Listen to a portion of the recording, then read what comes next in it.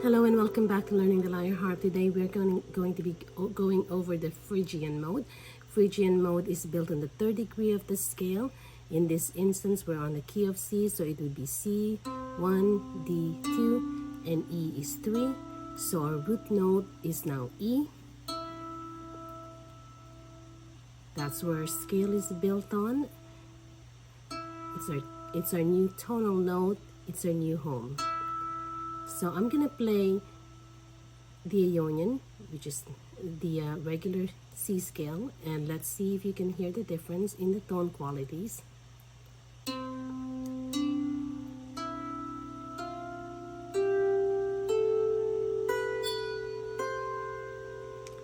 And now for the Phrygian, starting with the E.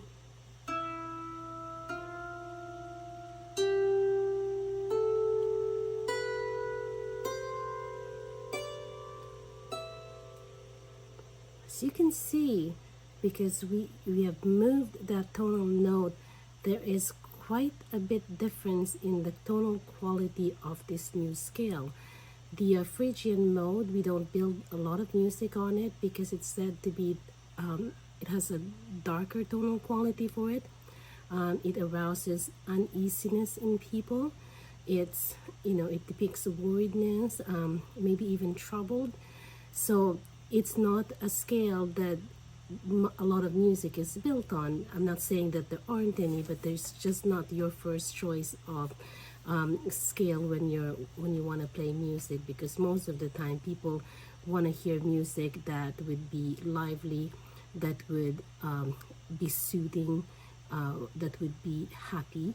A lot of even sad songs are not built in the Phrygian mode. They're usually built maybe on a D minor or A minor in this scale because of the qualities of this Phrygian note being more on the darker side. So again, as I've done before, we have moved our tonal qualities of this one. E minor is now circled in red, because that is going to be our number one chord. It's our new home.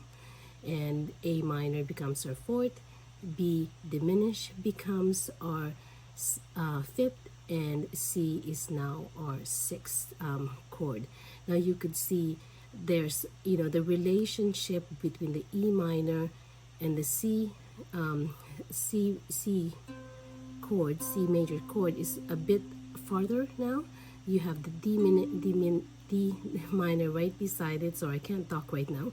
The D minor right beside it, and that gives it that uneasiness feeling, because there's only a half step between F and E, and that difference there kind of gives us an uneasy feeling. And also because D minor is right beside it, it's another minor key. This combination, the sequence here, I think really gives it that uneasiness about it.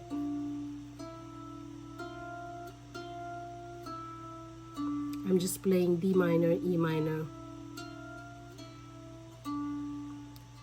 just to really emphasize the difference in the tonal quality between the Ionian and the Phrygian, and you could see the uneasiness feeling that it evokes. Now the pentatonic notes on this, again, we follow the same rule with all of the pentatonic notes. We start with the first note of the scale. In this instance, it would be E. Our second note would be F, and our third note will be G.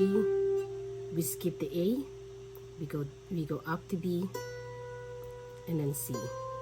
So our pentatonic notes again are E, F, G, B, C.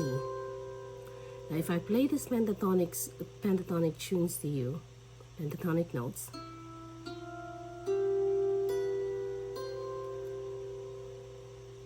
they all go well together, but you could see even in the pentatonic notes of this scale the uneasiness that it evokes.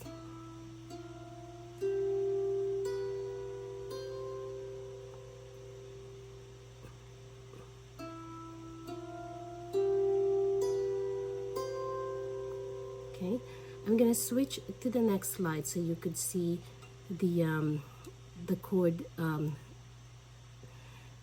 sequence that we're gonna be doing and the inversions that we're gonna be using. As you can see here now is the chord progression similar to what we've done on the Ionian and Dorian. We are going to be using the 1 and 5 chord progressions, which means we are going to be using E minor and B diminished. You can use and play at your own leisure any of these other chord progressions and experiment with them, or even find out other chord progressions that you might like to try out or make up your own. But for this instance, just to keep this video very brief, we're going to use the 1 and 5 chord tones, which means E minor and B diminished. And let's go. I will say out the names of the notes as I play them so you can follow along with me. 1, 2, 3, E, G, B. One more time. E, G, B. And we're going to do B diminished, B, D, F. One more time. B, D, F, E, G, B, B, D, F. And just because it says 1 5 doesn't mean we have to play 1 5 1 5 1 5. You could play the one chord several times, as much as you like, before you go on to the 5 chord. Okay, and again, you can play as much of that 5 chord in as many bars you want before you move back to the 1 chord. So again, E, G, B. And this time, I'm going to use a chord inversion. I'm going to do G, B, E. Again, G, B, E. And I might want to play it backwards. Okay? E, B, G. You can play it backwards. E, G, B. You can play it in any order. You can start with the G, up to B, and into E. You're still playing that chord, you're just playing it in different orders. B, D, F, F, D, B, E, G, B, G, B, E, F, B, F. Okay? E, G, B. And again, if you wanted to add any of the pentatonic notes to these chords, you can go ahead and do that. Or if you simply want to, accentuate with, just playing the pentatonic notes, you can feel free to do that too. You don't have to play the chords. I'm gonna start playing with the pentatonic notes right now. So we start with E, and in this instance, I'm not going to be worried about the chords anymore. I'm not playing chord progressions. I'm just going to play pentatonically in this mode. So I'm going to say out the notes that I'm using, and again, you can do this in any order that you like, any order that suits you, because the pentatonic notes lends itself very well with each other. They all complement each other, and there's no wrong way when you're playing in pentatonic. They just go well together.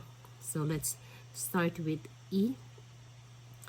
I'm just gonna play going up, stepping up, E, F, G, stepping down, G, F, E, E, F, G. I'm gonna skip the A because the A is not part of this pentatonic. I'm gonna go to B, C, C, B, F, E, G, F, B, C, G, F, E, C, D, F, G, E.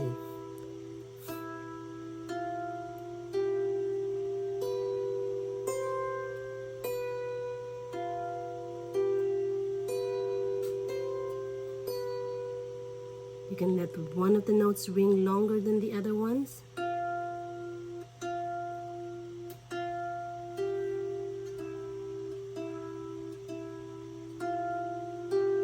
You can play the notes more than once if you like. Let it ring for a few beats. Let it ring for a few beats.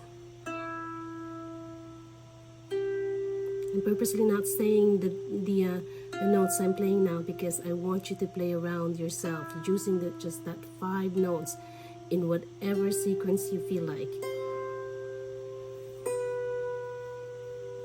You can play it fast.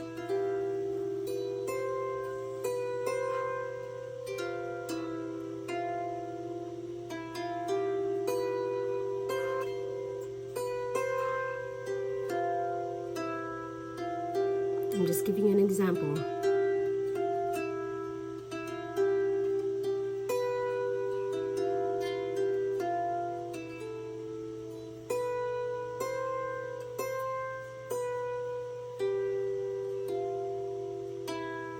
And I went home in E to finish.